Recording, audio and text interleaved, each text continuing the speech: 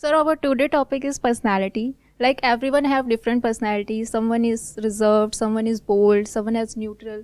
So our topic is based on this. Like everyone is behave differently depend on its nature. So we want to discuss about it in detail. Personality sir ये होता है the way of thinking, feeling and behaving. तो sir हमारे personality situation के हिसाब से change होता रहता है कि इस एक सिचुएशन में हम एक जैसे हैं, घर पे एक है, बाहर एक है। तो डिटेल में अगर डिस्कस करेंगे अच्छा तो what I think about personality कि हमारी पर्सनैलिटी हमारे सराउंडिंग्स के अराउंड चेंज होती है। जैसे मैं पहले था, मैं लाइफ को लेके सीरियस नहीं था, आपके सेशंस देखे, औरों की भी चीज़ देखी, तो उसके बाद मेरे में चेंज आया, आपका इम्पैक्ट पड़ा, उससे मैं लाइफ को लेके सीरियस हुआ, मैंने काफ़ी चेंज लाया अपनी पर्सनैलिटी में। आई थिंक ये टॉपिक इतना इंपॉर्टेंट नहीं है कि अपनी पर्सनालिटी को चेंज कैसे करें, बल्कि सवाल ये उठता है चेंज करना ही क्यों है। जो आपकी पर्सनालिटी है सो है, उसको बदलना क्यों है। क्योंकि जैसे मैं अब इंट्रोवर्ट हुआ, जैसे कोई इंट्रोवर्ट हुआ और जो एक्सट्रोवर्ट है, इंट्रोवर्ट और एक्सट्रोवर्ट में ज़्यादा एडवांटेज एक्सट्रोवर्ट के पास है ना, क्योंकि वो जो बाहर जाएगा वो आराम से लोगों से बात कर पाएगा, ज़्यादा एडवांटेज उसके पास है। किस चीज़ में आप बात कर रहे हो एडवांटेज है उसके पास में? डेटिंग से रिलेटेड या काम से किसी भी रिलेटेड? चीज़ से रिलेटेड। काम में तो ऐसा कुछ नहीं है, क्योंकि जो एक्सट्रोवर्ट होते हैं उनकी एक बहुत बड़ी प्रॉब्लम भी होती है, वो ज़्यादा बोलने के चक्कर में या ज़्यादा फ्रेंडली होने के चक्कर में अपने बहुत सारे सीक्रेट्स रिवील कर देते हैं। जो भी उनके मन में होता है वो सब बाहर आ जाता है। अगर आप इंट्रोवर्ट हो, आप तभी ये क्वेश्चन पूछ रहे हो क्योंकि आप इंट्रोवर्ट हो, राइट, मेरी तरह। तो जो इंट्रोवर्ट होते हैं उनका पता ही नहीं लगता है कि उनके अंदर चल क्या रहा है। वो सुनते ज़्यादा हैं, बोलते कम हैं। और एक्सट्रोवर्ट के साथ में क्या होता है, वो कुछ भी बोलते रहते हैं, बोलते बोलते बहुत सारी बातें ऐसी बोल देते हैं जो बाद में वो रिग्रेट करते हैं कि मुझे उस सिचुएशन में नहीं बोलना चाहिए था, फिर वो ओवर थिंकिंग मोड में चले जाते हैं। सर एक्चुअली एक्सट्रोवर्ट होने का कभी कभी लोगों को ना फ़ायदा भी हो जाता है। लाइक उनको कभी टेंशन नहीं रहती, और जो इंट्रोवर्ट होते हैं ना वो सोचते रह जाते हैं कि हमने बोला नहीं। इस गलत फहमी से बाहर आ जाओ, ऐसा कुछ नहीं है। ये जो एक्सट्रोवर्ट्स होते हैं ना, ये बाहर से देखने में बड़े फ्रेंडली लगते हैं, बाहर से देखने में बहुत कूल लगते हैं, बाहर से देखने में ऐसे लगते हैं कि उनको तो कोई टेंशन ही नहीं है, कोई परवाह ही नहीं है, जबकि अंदर जो उनके घर वाले होते हैं ना, उनको पता होता है उनकी क्या हालत होती है। वो कुछ भी बोल देते हैं कहीं पर भी जाकर के, बाद में बैठ करके सोचते रहते हैं। मैं ये नहीं कह रहा कि इंट्रोवर्ट बेटर है, एक्सट्रोवर्ट बेटर है, मैं बस इतना कह रहा हूं कि पहले अपनी पर्सनालिटी को समझो कि आपकी पर्सनालिटी क्या है, और अननेसेसरी उसको बदलने की कोशिश मत करो। एक्सट्रीम में इंट्रोवर्ट होना भी अच्छा नहीं है, एक्सट्रीम में एक्सट्रोवर्ट होना भी अच्छा नहीं है। इन दोनों के बीच में कहीं पे आपको फिट होना पड़ेगा कि जहां पे जिस सिचुएशन में ज़रूरी है थोड़ा सा एक्टिंग करने की, तो वहां पे एक्टिंग करी, जहां पे नहीं है वहां पर नहीं करी। ये नहीं कि हर सिचुएशन में एक एक्टिंग वाले मोड में आप हो। So basically we depend over situation ना। Obviously it all depends upon the situation. और क्वेश्चन ये इंपॉर्टेंट नहीं है, क्योंकि हम बहुत ही सरफेस लेवल पे और बहुत ही बेसिक लेवल पे क्वेश्चनिंग करते हैं। तो हम क्या क्वेश्चनिंग करते हैं कि अपनी पर्सनालिटी मेरी ये है, अब मैं ये कैसे हो जाऊं, अपनी पर्सनालिटी में क्या चेंजेस लेकर के आऊं, उससे क्या हो जाएगा। आपको पूछना ये है कि ये जो हमारी पर्सनालिटी है ये बनती कैसे है, व्हाट इज पर्सनालिटी। और हम इसे बेटर कैसे बनाएं। बेटर की कोई डेफिनेशन नहीं है, that is the problem. You are talking about better personality. मुझे बताओ बेटर पर्सनालिटी क्या होती है। मतलब सही टाइम पे हम वो रिएक्शन दे जो हम देना चाहते हैं, और मतलब जो सिचुएशन में फिट बैठता है। तो ऐसे तो आप अपने आप को हमेशा जज ही करते रहोगे बैठ करके, अपने माइंड में यही सोचते रहोगे कि मैंने सही रिएक्शन दिया है नहीं दिया। और सही किसके पॉइंट ऑफ व्यू से, सामने वाले के पॉइंट ऑफ व्यू से सही या आपके पॉइंट ऑफ व्यू से सही। अपने पॉइंट ऑफ व्यू से। प्रॉब्लम क्या होती है, आप अगर उसको जरूरत से ज्यादा जज करने लग जाओगे कि मेरा एक्शन सही है या नहीं है, मेरी पर्सनालिटी इस सिचुएशन में सही है या नहीं है, तो गड़बड़ हो जाएगी। सर मेरे को लगता है जो इंट्रोवर्ट लोग होता है ना, वो दूसरे पर्सन को समझने की ज़्यादा कोशिश करता है रैदर देन उनको समझाने की। खुद का पॉइंट प्रूव करने की कम कोशिश करता है, और जो दूसरे इंसान बोल रहे हैं उसका पॉइंट समझने की कोशिश करता है। तो इन दोनों में कौन सी चीज़ सही है कि हम लोगों को दूसरे को समझना चाहिए या खुद का जो पॉइंट ऑफ व्यू है लाइफ के टूवर्ड्स या वो समझाना चाहिए। दोनों ज़रूरी है ना। देखो यही गड़बड़ हो जाती है, हमें ऐसा लग रहा है कि इन दोनों के बीच में कोई लाइन है। जैसे जिस सोफे पे आप बैठे हो वो येलो कलर का है, ये ग्रीन कलर का है, तो आपको लग रहा है ऐसे ही ये इंट्रोवर्ट है, ये एक्सट्रोवर्ट है। एक्चुअल में ऐसी कोई लाइन नहीं है कि कोई इंसान इंट्रोवर्ट है या वो एक्सट्रोवर्ट है। एक ही इंसान कभी इंट्रोवर्ट होता है, कभी एक्सट्रोवर्ट होता है, डिपेंडिंग अपॉन द सिचुएशन। तो आप किसी पे ठप्पा नहीं लगा सकते कि ये इंसान तो इंट्रोवर्ट ही है, ये इंसान तो एक्सट्रोवर्ट ही है। हाँ, कुछ ऐसे एक्सट्रीम में केसेस होते हैं, बट ऐसे रेयर होते हैं। 99% जो लोग होते हैं वो इन दोनों का मिक्सचर होते हैं। वो ना तो पूरी तरह से एक्सट्रोवर्ट होते हैं, ना पूरी तरह से इंट्रोवर्ट होते हैं। बट ये सब इंपॉर्टेंट नहीं है। इंपॉर्टेंट ये है व्हाट इज पर्सनैलिटी, जिसको हम पर्सनैलिटी कहते हैं वो कैसे बनती है। तो जैसे आपने बोला पर्सनैलिटी कैसे बनती है, उसी के रिगार्डिंग कि जो हमारे सराउंडिंग होता है, जैसा हमारे साथ लोग बिहेव करते हैं या हम जिन चीज़ों को कंज्यूम करते हैं, जिस पॉडकास्ट को, जिस यूट्यूब वीडियो को देखते हैं, उसी के अनुसार हमारी पर्सनैलिटी डेवलप होती है ना। उसी के अकॉर्डिंग आपकी जो पर्सनैलिटी है वो डेवलप होती है, लेकिन ये पर्सनैलिटी भी टाइम के साथ साथ चेंज होती रहती है। फॉर एग्जाम्पल, कोई ऐसी वेब सीरीज देखने लग जाओ जो बहुत ही वायलेंट है, तो आप देखोगे ना चाहते हुए भी आप वायलेंट हो जाओगे, आपकी जो पर्सनैलिटी है वो वायलेंट हो जाएगी, अंदर एक फ्रस्ट्रेशन सी आ जाएगी, आपको पता नहीं लगेगा ये क्या हो रहा है, क्यों हो रहा है। फिर उसके बाद में कोई ऐसी सीरीज देखने लग जाओ जो बहुत ही रोमांटिक है, जैसे कोरियन कुछ शोज हैं, आप लोगों ने देखे हैं? कौन से शोज देखे हैं आपने? उसका हिंदी डबिंग आता है बहुत सारे, हाँ, जैसे हाँ। कि लव एलम। अभी एक आया है recently, crash landing on you, वो देखा है? नहीं वो नहीं देखा। हाँ, मैं देखता हूँ। मैं क्या नहीं देखता, सब कुछ देखता हूँ। मेरे को कई बार ना जब ऐसे क्वेश्चंस आते हैं तो मेरे को बड़ा वो लगता है कि यार ऐसा क्यों मेरे से लोग पूछते हैं कि आप ये करते हो, आप ये हो, आप वो, जैसे आप हो वैसे ही मैं हूँ। नहीं, वो ऐसा इसलिए लगता है ना, हमने आपको पूरी तरह से देखा नहीं है ना, हमने बस आपको स्टेज पे देखा है, जैसा आप वीडियोस में दिखता है, बस वही तो हमें यही पता है ना कि आप वैसे ही हो, कि हम भी वैसे बनने की कोशिश करते हैं। हाँ, तो जैसा मैं वीडियो में हूँ वैसा बनने की कोशिश मत करो। वैसे तो मैं वीडियो में भी जितना हो सके वैसा ही रहता हूँ जैसा मैं एक्चुअल में हूँ, फिर भी कहीं ना कहीं थोड़ा बहुत तो कुछ मिलावट हो ही जाती है। कैमराज लगे हुए हैं, आप लोग बैठे हो, कुछ डिस्कशन हो रहा है, हम पहली बार मिले हैं, तो थोड़ा बहुत तो कहीं ना कहीं पर्सनालिटी में चेंज आ ही जाता है। जैसा मैं अपने घर में हूँ, अपनी फैमिली के साथ में हूँ, वैसा आपके साथ में नहीं हो सकता। बट समझने वाली बात क्या है यहाँ पर, जैसे आप हो वैसा ही मैं हूँ, वैसे ही सब है। कभी अपने माइंड में ये मत इमेजिन करने लग जाना कि वो इंसान तो अलग है हम सब से, या उसमें कुछ खास है, उसमें ये है, उसमें वो है। अरे कुछ नहीं है।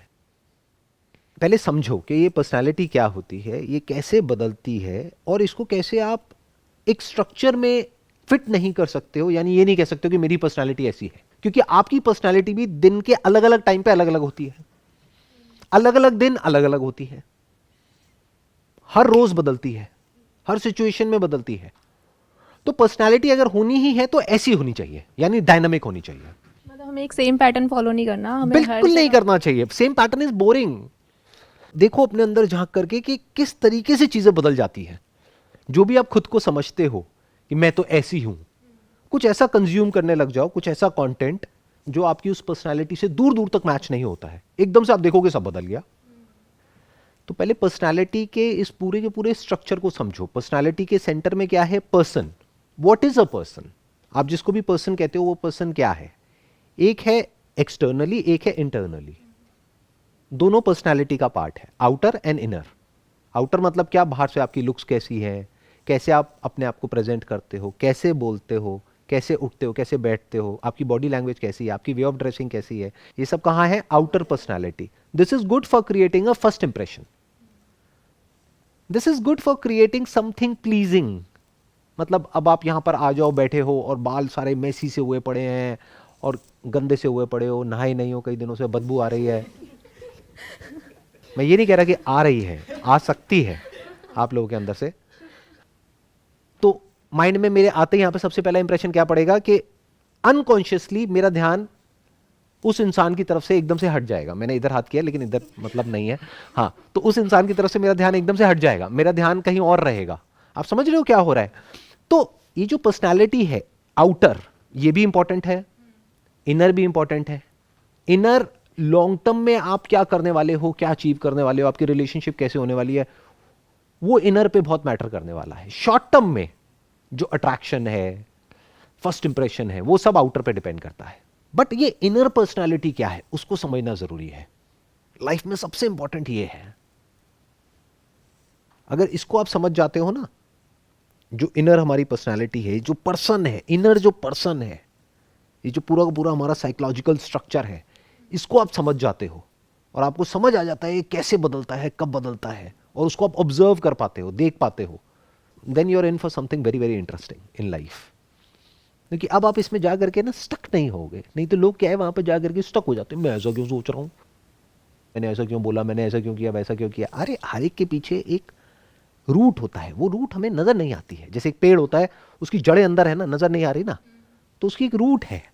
वो रूट है कहीं ना कहीं जो भी आपके एक्सपीरियंसेस हैं बचपन से आज तक जो आपने एक्सपीरियंस किया है, उस सब ने मिल करके आपकी पर्सनैलिटी को बनाया है, कॉन्शियस सबकॉन्शियस। स्पेशली जो बचपन में हुआ है आप लोगों के साथ में, बचपन में क्या आपके माँ बाप ने आपकी बहुत ही अच्छे से केयर करी है, या फिर बहुत ही एग्रेसिव आपने एक माहौल देखा है अपने घर में, ये सब आपकी पर्सनैलिटी को शेप कर रहा है। क्या आपने अपने माँ बाप की लड़ाइयाँ देखी है, क्या उनकी एक अच्छी रिलेशनशिप देखी है, या फिर बस ये देखा है कि सब बेकार है? तो ये सब आपकी पर्सनैलिटी का हिस्सा है, बट ये सब अनकॉन्शियस लेवल पर है, जिसको सबकॉन्शियस भी बोलते हैं। तो इसको भी समझना पड़ेगा, तब पूरी तरह से आपकी जो पर्सनैलिटी है वो डायनेमिक हो सकती है, फ्लूइड हो सकती है, स्टैटिक नहीं होगी। स्टैटिक पर्सनैलिटी में प्रॉब्लम होती है। बहुत सारे ऐसे लोग होते हैं उनकी पर्सनैलिटी एक ही जैसी है सदियों से, कई साल हो गए हैं, वैसे के वैसे हैं, कुछ बदलता ही नहीं है उनके अंदर, तो वो बोरिंग है, खुद के लिए भी और औरों के लिए भी। अगर आपको एक्चुअल में इंटरेस्टिंग होना है अंदर से, तो आपकी पर्सनालिटी ऐसी होनी चाहिए जिसको आप खुद भी प्रेडिक्ट ना कर सको, सामने वाला भी प्रेडिक्ट ना कर सके। मतलब कुछ नया आपके अंदर होता रहना चाहिए। आपकी पर्सनालिटी आप बता ही नहीं सकते कि वो क्या है। आज कुछ और है, कल कुछ और है, परसों कुछ और है। बेसिकली हम चेंज को अडेप्ट करते जाएं और साथ के साथ बढ़ते जाएं। और आप ये समझो कि चेंज होता कैसे है। जैसे आप में से कौन है जो बहुत ही रोमांटिक है? मुझे लगता है हूँ मैं। आपको लगता है कि आप हो? ऐसा क्यों लगता है आपको? मतलब जैसे मैं देखता हूँ मूवीज़ वगैरह में, सोचता हूँ जिस तरीके से सोचता हूँ उस हिसाब से। आप? सर मुझे तो लगता है मैं हूँ, क्योंकि मैं मतलब ज़्यादातर रोमांटिक सीरीज़ ही देखती हूँ। आप? सर कभी सोचा नहीं। शर्मा गए। कैमरास लगे हुए हैं, क्या ये क्वेश्चन पूछ लिया सर? हम तो यहाँ पे आए थे पर्सनालिटी डेवलपमेंट की बात करने। इंट्रोवर्ट क्या होता है, एक्सट्रोवर्ट क्या होता है, ये कैसा क्वेश्चन पूछ लिया सर आपने? और वो भी कैमरे में, मेरे माँ बाप देखने वाले हैं। आप कह रहे हो मैंने सोचा नहीं, आप कह रहे हो मैं हूं, आप कह रहे हो मैं हूं, तो कुछ ऐसा देख लो जो उसका बिल्कुल अपोजिट है। अगर कुछ हम लोग रोमांटिक सीरीज़ या कुछ भी ऐसा सीरीज़ देख लेते हैं तो वैसे हम बन जाते हैं, बट वो ज़्यादा टाइम तक नहीं टिकता है। वो Right. एक पर्टिकुलर टाइम तक ही हम लोग रहते हैं, फिर हम लोग कुछ ऐसे जगह पे चले जाते हैं जो हम लोगों का बेसिक नेचर है। तो ये बेसिक नेचर कौन सा होता है सर? मतलब बेसिक नेचर हमारा जानवरों वाला होता है, बंदरों वाला होता है, एनिमल इंस्टिंक्ट बोलते हैं उसको। बायोलॉजिकली अगर आप देखोगे तो हम में और चिंपैंजीज में ज्यादा फर्क नहीं है। आपको क्या लग रहा है अपने आप को हम इतना ज्यादा वो क्यों समझते हैं, अपना ग्लोरीफाई क्यों करते हैं अपने आप को इतना? हमको पता है क्या लगता है कि हमारा एक बेसिक नेचर है जो बिल्कुल यूनिक है और वो बहुत अच्छा है, ये है वो है। मैं बता रहा हूं बिल्कुल बंदरों जैसा है हमारा बेसिक नेचर। जो भी बंदरों की लाइफ में इंपॉर्टेंट होता है वही आपकी और मेरी लाइफ में इंपॉर्टेंट है। ये है हमारा बेसिक नेचर। तो सर लोग ऐसा क्यों बोलते हैं कि मतलब अपने बेसिक नेचर जो है वो कभी चेंज नहीं होता है, लाइक वो रहता है, बट हम लोग कुछ देख लेते हैं, कुछ सुन लेते हैं, कहीं से कुछ पढ़ लेते हैं, आपके सेशन देख ले तो ऐसे जैसे कि मोटिवेट हो जाता है, बट वो एक टाइम तक ही रहता है। फिर हम लोग कुछ वापस से अपने पुराने जो पर्सनैलिटी है उसमें फिर से वापस चले जाते हैं, तो वो ज़्यादा टाइम तक नहीं टिकता है जो भी पर्सनैलिटी हम लोग अडॉप्ट करते हैं वो। ये जो पर्सनालिटी है पहले इसको समझो ये क्या है। At a very fundamental level हम में और जानवरों में कोई फर्क नहीं है। ये हो गया हमारा बेसिक नेचर, ये हो गई सबसे इनर लेयर ऑफ पर्सनालिटी। इसको आप चेंज नहीं कर सकते, ये मरते दम तक रहने वाली है। प्यास लगेगी तो आप पानी के लिए तड़पोगे, भूख लगेगी तो लगेगी, अंदर एग्रेशन है तो है। ये मत समझ लेना कि वो एग्रेशन खत्म हो जाएगा। तो हमारे जो एनिमल इंस्टिंक्ट्स हैं वो अंदर ही हैं, दबे हुए हैं, बट ऊपर हम एक ऐसी कवरिंग चढ़ा देते हैं, मतलब एक प्रोडक्ट है अंदर जो एक्चुअल में अंदर से जानवर है, उसके ऊपर पैकेजिंग कर दी इंसान की, तो हमें लगने लग गया कि हम इंसान हैं। इंसान is just a word, just a thought. Actual में हम जानवर ही हैं अंदर से। सबसे पहले तो ये समझना है। तो ये हो गई सबसे अंदर वाली लेयर, ये आप एक्चुअल में हो। अगर अभी आप कोई कंटेंट कंज्यूम ना करो, कुछ ना करो, आपको किसी जंगल में ले जा करके छोड़ दिया जाए, तो वहां पे आपका ये सारा जो ऊपर ऊपर की लेयर्स है ना कि मैं वेजिटेरियन हूं, नॉन वेजिटेरियन हूं, सब निकल जाएगा। नॉन वेजिटेरियन वेजिटेरियन बन जाएगा, पत्ते खाने लग जाएगा, और वेजिटेरियन नॉन वेजिटेरियन बन जाएगा। At a very fundamental level, at a very basic level, जो हम हैं अंदर से वो बिल्कुल एक बंदर के जैसे है। ये पहले समझना है। उसके बाद एक लेयर आती है, जैसे बचपन में आपकी परवरिश हुई है, बचपन में जो भी आपके एक्सपीरियंसेस हैं बचपन में जो भी आपने देखा है, सुना है, वो बहुत ही डीपली रूटेड है। बचपन से रिलेटेड बहुत सारी ऐसी यादें अंदर पड़ी हुई हैं जो हमें याद भी नहीं है, लेकिन वो बहुत गहरी छाप छोड़ गई है हमारे अंदर। उसको आप बोल सकते हो अनरिजॉल्व्ड कॉन्फ्लिक्ट्स। हो सकता है आपके अंदर एंगर हो, फ्रस्ट्रेशन हो, डिसअपॉइंटमेंट हो अपने पेरेंट्स को लेकर के, अपने भाई बहन को लेकर के, या बचपन में कुछ आपके साथ में ऐसा हुआ है उस पर्सन को लेकर के। तो जब तक उसको रिजॉल्व नहीं कर लेते तब तक fundamentally at a deeper level आपकी पर्सनालिटी चेंज नहीं होगी। ऊपर ऊपर लेवल पे हो जाएगी, मेरी बातें सुनोगे करोगे, अंदर से नहीं होगी। उस कॉन्फ्लिक्ट को रिजॉल्व करना पड़ेगा। ये आ गई हमारी दूसरी लेयर। इसके बाद में एक तीसरी लेयर आती है जो टीनेज में आपने किया है, टीनेज में देखा है, सुना है। क्योंकि उस वक्त क्या होता है कि हम इस दुनिया को समझ रहे होते हैं। अभी इस एज ग्रुप में प्रॉब्लम क्या होती है, 25 साल के आसपास में हमें यह लगने लग जाता है कि हमें तो सब पता है। ऐसा क्या है जो आपको नहीं पता है? अगर मैं पूछता हूं लाइफ के बारे में, आप कहोगे हाँ मुझे पता है। टीनेज में कुछ भी नहीं पता है। बचपन में तो आप बिल्कुल ही बुद्धू हो, तो आप सिर्फ देख रहे हो, ऑब्जर्व कर रहे हो, मतलब निकालने की कोशिश कर रहे हो, आपको कुछ समझ ही नहीं आ रहा है। तो जो आसपास में दिख रहा है वही आपके लिए मतलब है दुनिया का।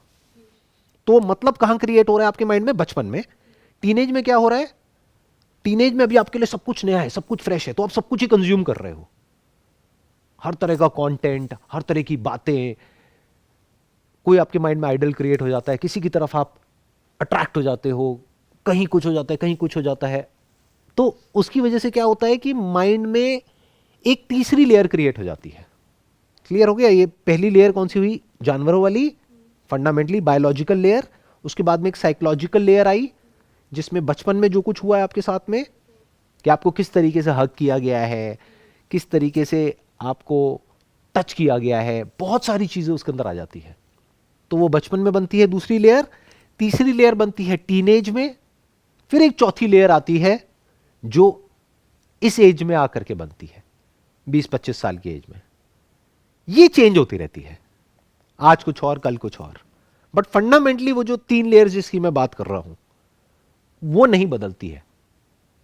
उस लेयर में भी जो कुछ अच्छी मेमोरीज पड़ी हुई हैं वो प्रॉब्लम नहीं है, बट जो अनरिजॉल्व्ड कॉन्फ्लिक्ट्स हैं, ऐसी चीजें हैं जो आपको आगे बढ़ने से लाइफ में रोक रही है, या आपको किसी वजह से तंग कर रही है और आपको खुद ही नहीं पता है कि आप क्यों परेशान हो, क्यों दुखी हो।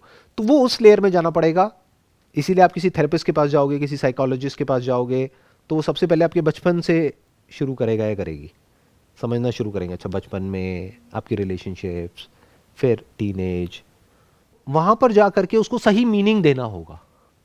बचपन में हो सकता है आपने गलत मीनिंग दे दिया है चीज़ों को, टीनेज में आपने गलत मीनिंग दे दिया और वो मीनिंग अभी तक चल रहा है, क्योंकि कभी आपने बैठ करके क्वेश्चन ही नहीं किया कि वो मीनिंग सही है या गलत है। यहां तक क्लियर हो रहा है ना? तो उस मीनिंग को ठीक करना होगा। फॉर एग्जाम्पल, अगर अपने पेरेंट्स से रिलेटेड कुछ मेजर इश्यूज हैं तो उस मीनिंग को चेंज करना होगा कि अरे वो दोनों भी तो इंसान है। ऐसा क्यों समझते हो कि आपके जो पेरेंट्स हैं वो सुपरमैन है और सुपर वुमेन है? उनको इस पेडेस्टल पे क्यों बिठा देते हो? फिर खुद ही डिसअपॉइंट हो जाते हो। सर, पेरेंट्स बहुत टाइम है कि समझते नहीं है हमारे जो प्रॉब्लम है, समझने की कोशिश नहीं करते। तो मतलब वो भी प्रॉब्लम होता है, उससे भी आपको तकलीफ होता है कि क्यों नहीं समझ रहे हो। तो आप जब समझाने की कोशिश कर रहे हो उन लोगों को, तो उस हिसाब से भी अपने पर्सनैलिटी चेंज होते रखते हैं। और तुम डिप्रेस रहते हो, यार कैसे समझे हमारे पेरेंट्स। तो सर उन चीज़ों को भी कैसे, कि अपने पेरेंट्स को कैसे समझाया जाए जो हम सोच रहे हैं। ये इम्पॉर्टेंट नहीं है। इम्पॉर्टेंट ये है कि पहले आप समझो, क्योंकि अब आप 18 साल से ऊपर हो। अगर तो आपकी एज होती 12-13 साल तो मैं बात करता कि ठीक है आपके पेरेंट्स आपको नहीं समझ रहे, बुलाओ अपने पेरेंट्स को, उनसे बात करते हैं। बट अब तो आपकी एज 18 से ऊपर है। आइडियली तो अब आपको अपना घर छोड़ करके बाहर कहीं रहना चाहिए, जैसे और कंट्रीज़ में होता है। बट यहाँ पर तो ऐसा है ही नहीं। यहाँ पर तो हम 25 साल के हो जाते हैं, अपने पेरेंट्स के ऊपर बोझ बन करके रहते हैं। उन्हीं के घर में हैं, वही खिला रहे हैं, वही पिला रहे हैं। और बहुत सारे लोग तो कुछ करते भी नहीं हैं, उनको फाइनेंशियली सपोर्ट तक नहीं करते हैं। तो अब थोड़ा इंडिपेंडेंट माइंडसेट अपना हमको क्रिएट करना है। वो क्या है कि हमें पेरेंट्स को नहीं समझाना है, हमें पेरेंट्स को समझना है, उनके स्टैंड पॉइंट को समझना है कि उनका क्या बैकग्राउंड है, क्या उन्होंने लाइफ में फेस किया है, किस किस तरीके से जो भी उन्होंने हमारे साथ किया वो क्यों किया, या अभी जो कर रहे हैं वो क्यों कर रहे हैं। अगर हम उनकी जगह होते तो एग्जैक्ट वही करते जो वो कर रहे हैं।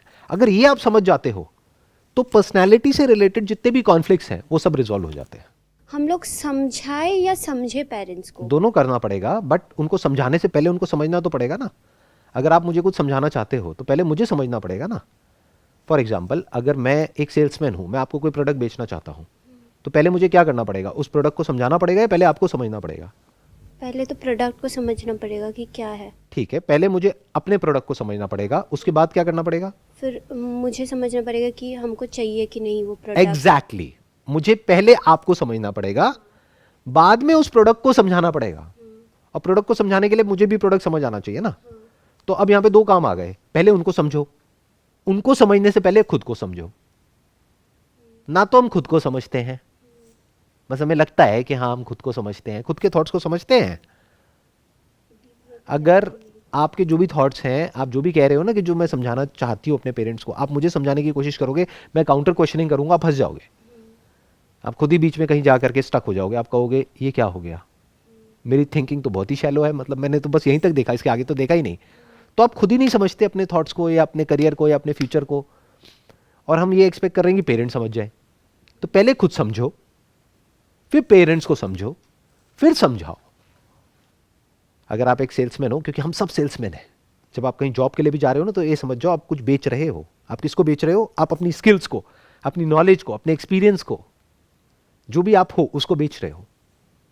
कभी नोट किया है वहां पे एक क्वेश्चन पूछा जाता है, what are your strengths and weaknesses? बहुत कॉमन क्वेश्चन है जॉब इंटरव्यूज में। अगर आपसे पूछते हैं आपकी स्ट्रेंथ्स क्या है और आपकी वीकनेसेस क्या है, तो क्या एक्चुअल में अपनी वीकनेसेस बताते हो कि मैं एक बहुत ही कि वीकनेस भी ऐसे बताओ कि वो स्ट्रेंथ का काम करे। एग्जैक्टली कभी भी ऐसी वीकनेस बताते हो कि मेरे अंदर तो बहुत गुस्सा है, मैं बहुत लड़ाकी हूँ, मेरे अंदर ना बहुत जेलसी भरी हुई है, मेरे अगर साथ में मेरा एक कलीग है ना, अगर उसकी कोई तारीफ कर देगा ना मेरे सामने, तो मैं उसको छोड़ूंगी नहीं। एक्चुअल में हम ऐसे ही है अंदर से, लेकिन हम ऐसा कभी बोलेंगे नहीं। हम कैसे बोलेंगे? I am kind of workaholic, you know. ये आपकी वीकनेस है? अच्छा। मेरे को ना अगर कोई काम मिल जाता है ना, तो मैं उस काम को छोड़ती नहीं हूं, फिर चाहे कुछ भी हो जाए। मुझे प्रेशर अच्छा लगता है, और जब प्रेशर एक्चुअल में आता है तब हम गालियां निकाल रहे होते हैं अंदर से, राइट? किसी भी तरह का कोई भी प्रेशर किसी को अच्छा थोड़ी लगता है। अच्छा लगता है? अभी तो कोई प्रेशर नहीं है ना, है तो ब्रेक ले सकते हैं। नहीं, ठीक है। हम जो सोचते हैं वो बोलते नहीं है, और जो सोचते हैं उसमें भी हम लोगों का बहुत सारे खुद के अंदर ही कॉन्फ्लिक्ट है कि क्या सोच रहे हैं। वो सोच को ही हम लोग समझ नहीं पाए तो दूसरे को क्या ही समझाएंगे। तो सबसे पहला स्टेप क्या आया? जो सोच रहे हो तुम उसको समझो, उसको क्लियर करना है उसको कि clear आपको करना क्या है। चाहिए और क्या नहीं चाहिए, क्या नहीं चाहिए। और क्यों वो चाहिए जो आपको चाहिए और क्यों नहीं चाहिए, और वो कैसे मिलेगा। हाँ, फिर स्टेप 2 क्या है? अपने पेरेंट्स को समझो कि मतलब क्या चाहते हैं वो लोग। वो चाहते हैं कि मतलब आप जो भी सोच रहे हो वो भी वैसे ही सोच रहे हैं कि नहीं, कि मतलब वो भी सपोज़ आप कुछ बनना चाहते हो तो वही प्रोफेशन या वही चीज़ अपने तुम्हारे पेरेंट्स भी सेम हिसाब से देख रहे हैं कि नहीं, वो समझो कि अगर वो लोग अलाउ नहीं भी कर रहे हैं वो चीज़ों को, तो क्यों नहीं कर रहे हैं, उनको भी समझो। जो पेरेंट्स को भी समझना है ना, उसमें पता है असली चीज क्या समझनी है? या पेरेंट्स हो या कोई पर्सन हो या कुछ भी हो, पता है क्या समझना है? हमारे साथ भी वही हुआ होता बचपन से लेकर के आज तक जो उनके साथ में हुआ, तो आज हम एग्जैक्टली वैसे ही एक्ट कर रहे होते जैसे वो कर रहे हैं। तो मेरे में और उनमें कोई फर्क नहीं है, ये समझो। ये हम कभी नहीं समझते हैं। अपने पेरेंट्स को अलग कर देते हैं अपने आप से, उनको इंसान से पता नहीं क्या बना देते हैं, फिर खुद ही कंफ्यूज हो जाते हैं। सर आपने जो बोला था ना कि साइकोलॉजिकल लेवल पे जो हमारी लेयर होती है, जो बचपन से हमारे साथ जो भी हुआ होता है, कन्फ्लिक्ट्स होते हैं या फिर कुछ भी हुआ होता है, उसका असर हमारे अभी तक रहता है, मतलब लाइफ टाइम तक रहता है। तो उन इश्यूज़ को हम रिजॉल्व कैसे कर सकते हैं ताकि हम लाइफ में एक अच्छी पर्सनैलिटी और अपने आप को आगे बढ़ा सकें? जिसकी वजह से आपको प्रॉब्लम है उससे जाकर के बात करो। नहीं सर, कभी कभार जो पास में कुछ हो चुका है तो वो मतलब हम उसे रिजॉल्व नहीं कर सकते जाके, मतलब जो हो गया, मतलब या तो हम उस लोगों से नहीं मिल सकते अब, या फिर वो लोग अब हमारी लाइफ से जा चुके हैं तो हम रिजॉल्व नहीं कर सकते। मतलब हम उसे कैसे अपने अंदर कन्फ्लिक्ट को बंद करें? तो वो पास्ट किस वे में आपके माइंड में पड़ा हुआ है? क्या वो पास्ट प्रॉब्लम है? क्या वो मेमोरीज प्रॉब्लम है?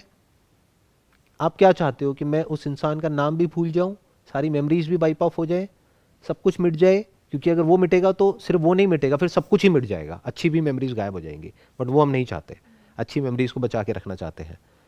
तो एक्चुअल में प्रॉब्लम क्या है कि वो जो खराब मेमोरीज हैं उसको जो आपने मीनिंग दिया हुआ है, वो आपकी पर्सनालिटी में प्रॉब्लम्स क्रिएट कर रही है। उस मीनिंग को अगर आप चेंज कर देते हो, और वो भी चेंज नहीं करना है, उस मीनिंग को ठीक करना है। एक होता है चेंज करना कि नहीं मैं उसको फॉरगिव कर दूंगा, मैं उसको फॉरगिव कर दूंगी। ऐसे कैसे कर दोगे फॉरगिव? मीनिंग को चेंज करो कि भाई उसने जो किया वो गलत किया, लेकिन मैं उसकी जगह होती या उनकी जगह होती तो मैं भी एग्जैक्ट वही करती जो उन्होंने किया, तो मीनिंग चेंज हो जाता है। फॉर एग्जाम्पल, कभी किसी ऐसी जगह पे गए हो जहां पे बहुत बंदर होते हैं, वैष्णो देवी में होते हैं ना, अगर वो बंदर कुछ अजीब आपके साथ में कर देते हैं तो क्या करते हो? जिंदगी भर बैठ करके सोचते रहते हो कि उस बंदर ने मेरे साथ में ऐसा क्यों किया, मैं बदला लूंगी उससे, जाकर के उसको छोड़ूंगी नहीं, उसने मुझे काटा तो मैं उसको काटूंगी, मेरा ये सामान लेकर के क्यों भाग गया वो बंदर, कहां है वो बंदर? ऐसा कुछ करते हो? क्यों नहीं करते? सर उसका बेसिक नेचर है, उसका काम यही है करना, मतलब तो इंसानों का काम क्या है? इंसानों का बेसिक नेचर बंदर के जैसा नहीं है क्या? इस बात को हम समझ क्यों नहीं पाते हैं? इंसान भी तो अंदर से बंदर ही है। तो इंसानों को बंदरों की तरह देखो तो आपकी 99.99% प्रॉब्लम सॉल्व हो जाएगी। और ये कोई इल्यूजन नहीं है, ये कोई पेपटॉक नहीं है जो मैं आपको दे रहा हूं, ये फैक्ट है। बायोलॉजिकली, साइकोलॉजिकली अगर इंसान को आप ध्यान से समझोगे, खुद को अगर आप ध्यान से समझते हो, तो अपने में और एक बंदर में ज्यादा फर्क नहीं पाओगे। बस हमने कपड़े पहने हुए हैं, थोड़ा सा बाहर से ऐसे दिखा रहे हैं कि हम कुछ अलग हैं, बट फंडामेंटली सब बंदर है। ये वर्ड मैं इसलिए यूज कर रहा हूं क्योंकि ये बहुत ही ऐसा वर्ड है जिसको सुन करके हमको हंसी आती है। तो अगर आप इस सच को देख लेते हो कि जो भी आपके बड़े हैं, छोटे हैं, रिलेटिव्स हैं, फ्रेंड्स हैं, ये है वो है, सब बंदर हैं। आपने कहा ना वैष्णो देवी में आपने बंदर देखे, तो इमेजिन कर लो कि आप यहीं बैठे हो और आपके चारों तरफ बंदर है, तो हंसी आएगी, तो हंसते खेलते रहोगे लाइफ में, सारे कॉन्फ्लिक्ट्स एक झटके में रिजॉल्व हो गए। अब बंदरों ने क्या किया क्या नहीं किया उससे क्या फर्क पड़ता है? और सिर्फ वो बंदर नहीं है, कहीं अपने आप को ये मत समझने लग जाना कि मैं उन बंदरों की भगवान हूं, आप भी बंदर हो। इसलिए आए थे इस सेशन में।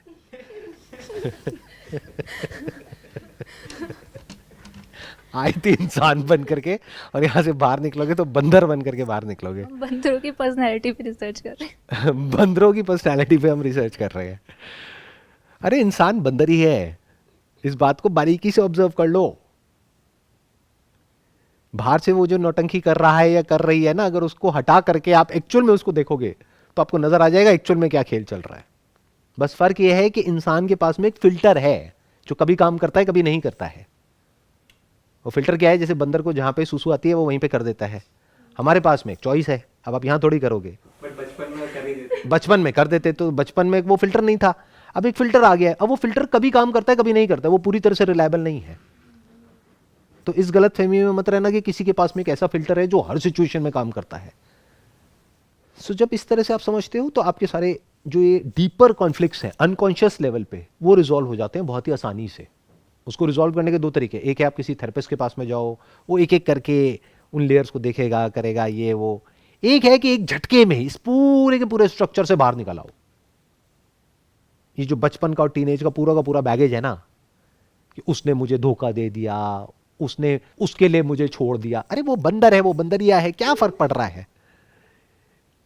क्यों इतना सेंटी हो रहे हो? आगे बढ़ो लाइफ में और किसी बंदरिया को देखो। उसको देखने से पहले खुद शीशा देखो। आज रात को आपको बंदरों के सपने आएंगे। तो आज हमने जो भी कुछ किया इस ब्रेनस्टॉर्मिंग सेशन में, अगर उसको सम अप करना हो तो वो क्या होगा कि हमारी फंडामेंटली जो एक लेयर है, जो बेसिक नेचर जिसकी आप बात कर रहे थे, बेसिक पर्सनैलिटी हमारी जो है वो एक जानवर वाली है एट अ बायोलॉजिकल लेवल। उसको आप चेंज नहीं कर सकते। उसके ऊपर एक फिल्टर है जो कभी काम करता है कभी नहीं करता है।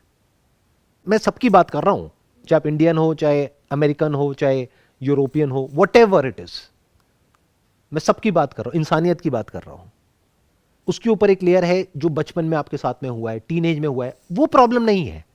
वहां पे जो ट्रॉमाज हैं वो प्रॉब्लम है ना, वहां पे जो हर्ट है वो प्रॉब्लम है ना, वहां पे जो गिल्ट है वो प्रॉब्लम है ना। तो गिल्ट किससे रिलेटेड होती है? खुद से रिलेटेड। हर्ट होती है औरों से रिलेटेड। तो आप भी बंदर, वो भी बंदर, वो भी खत्म हुआ।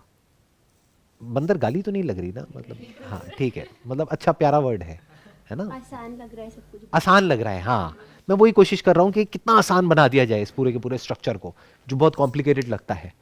अगर आप कुछ साइकोलॉजी की बुक्स पढ़ोगे, मैंने काफ़ी पढ़ी हैं, तो जब वो पढ़ोगे तो वो बहुत कॉम्प्लिकेटेड हो जाएगा। यही बात जो मैं कह रहा हूँ उसको कहने के लिए उनको 500 पेजेस लगेंगे, तो मैं 5 वर्ड्स के अंदर अंदर, 5 वर्ड भी क्या, 1 वर्ड के अंदर अंदर बोल रहा हूँ, बंदर, बस खत्म। तो यहाँ पे आपकी बहुत सारी प्रॉब्लम सॉल्व हो जाती है। जैसे इस सच को आप देख लेते हो। अच्छा, बंदर के बच्चे कौन होते हैं? बंदर के माँ बाप कौन होते हैं? बंदर के भाई बहन कौन होते हैं? बंदर की बीवी कौन होती है? नहीं, बंदरिया। हाँ, बंदर का फ्यूचर कैसा होगा? बंदर ही रहेगा सर। तो अब क्या है यहाँ पे, अब क्या करें इस सेशन का? बंदर। बंदर, बंद करो इस सेशन को, बहुत हो गया। ठीक है, तो ऐसे ही समझो चीज़ों को। जब ऐसे समझ लेते हो तो आपको समझ आ जाता है कि ये जो चाइल्डहुड से रिलेटेड जो भी जो सिचुएशंस आपके माइंड में बैठी है ना, उसको इस तरीके से समझो, टीनेज से रिलेटेड इस तरीके से समझो, और वहां से फ्री हो जाओ। तो आप पास्ट से फ्री हो गए, अब क्या बचा रह गया? प्रेजेंट। प्रेजेंट में अपनी पर्सनालिटी को चेंज करना है। जिस भी सिचुएशन में आपको जाना है, उस सिचुएशन के हिसाब से अगर चेंज करना है, तो मैंने बताया उस तरह का कंटेंट कंज्यूम करो, एकदम से पर्सनालिटी चेंज हो जाएगी। जैसे मैं एक एग्जांपल देता हूं, जैसे आपकी शादी होने वाली है, तो उस वक्त ये लड़ाई मारकाट वाली सीरीज नहीं देखनी है। वो देख लो जिसकी मैंने बात करी, क्रैश लैंडिंग ऑन यू। ये मेरे दिमाग पे भी ताज़ी ताज़ी छाप छोड़ी हुई है इसने, अभी मैंने देखी है, अभी फिनिश करी है कुछ दिन पहले। बड़ी कमाल की सीरीज है, फिक्शन है, मतलब it has got nothing to do with reality, but बड़ा मज़ेदार ड्रामा है। वो देख लो तो you will enter into a zone which is conducive for a relationship. ऐसे ही इफ़ यू वांट कॉन्फिडेंस, आपको जॉब इंटरव्यू के लिए जाना है, उस वक्त ये सीरीज नहीं देखनी है, तो वहां जाकर के रोमांटिक हो जाओगे। जॉब इंटरव्यू में बैठे होगे, सर क्या क्वेश्चन पूछा है आपने, सर सर मजा आ गया सर। तो उस वक्त आपको क्या चाहिए? कॉन्फिडेंस। तो वो कॉन्फिडेंस कहां से आएगा? ऐसे कुछ गाने हैं, वो सुनने लग जाओ, उस जोन में जाओ। तो जब जो जोन चाहिए उससे रिलेटेड कंटेंट कंज्यूम करो, उससे रिलेटेड बुक पढ़ो, उससे रिलेटेड वीडियो देखो, उससे रिलेटेड बातें करो, उससे रिलेटेड बातें सुनो, उस जोन में चले जाओ। जब उसको अचीव कर लो, अब उसकी क्या जरूरत है? अब इंटरव्यू को क्रैक कर लिया ना, अब उसकी क्या जरूरत है? यू डोंट नीड इट, छोड़ दो उसको, किसी और जोन में जाओ। तो ऐसे अपने जोन्स को आप चेंज कर सकते हो, अपनी पर्सनैलिटी को चेंज कर सकते हो। फिर कभी भी किसी भी सिचुएशन में आप अपने आप को बड़ी जल्दी तैयार कर सकते हो। आपको सिर्फ हफ्ता चाहिए, हफ्ते में आप अपने जोन को चेंज कर सकते हो। सर बट फिर ऐसा कैसे हो कि हम उसको बनाए रखें आगे तक के लिए भी, कि वो हमेशा रहे? कुछ भी बना नहीं रहता है इस दुनिया में, और उसको बनाए क्यों रखना है? यही तो प्रॉब्लम है, कुछ लोग बनाए रखते हैं। अब मैं किसी का नाम नहीं लूंगा, बॉलीवुड में एक एक्टर है जिसकी 25-30 साल पहले एक मूवी हिट हो गई थी, अभी भी उसने उसी जोन को बनाए रखा है। तो क्या हो रहा है, उसकी एक के बाद एक सारी मूवीज फ्लॉप हो रही है।